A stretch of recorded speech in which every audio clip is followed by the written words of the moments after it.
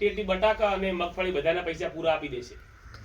હજુ પણ આજ મલ્ચિંગમાં ફરીવાર અમે રોપા લગાવવાના તરબૂચના અને રીંગણ. હજુ તો જો મરચું પણ તૈયાર થઈ રહ્યું છે.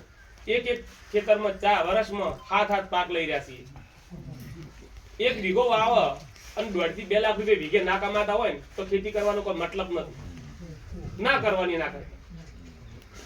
ખેતીમાં કઈ મળતું નથી ને કન્વરજી ખોટા ને આવું ના કહેવું.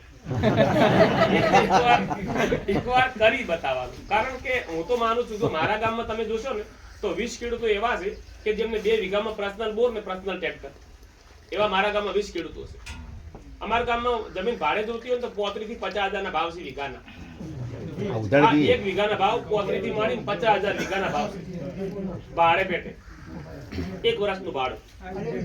હા, ઉધડ. એટલે અમે પણ ઉધડ જ કહીએ છીએ.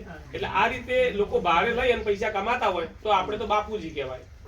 પણ સમય કરવાનું શું છે કે 10 વીઘા જમીન હોય તો 8 વીઘા જે લોકો કરતા હોય કરવાનું, 2 વીઘા શાકભાજી કરવાની, 4-5 સારી ગાયો રાખવાની. ખરેખર આપણે તો જુઓ તમે 4 મહિનાનો પાક કરવો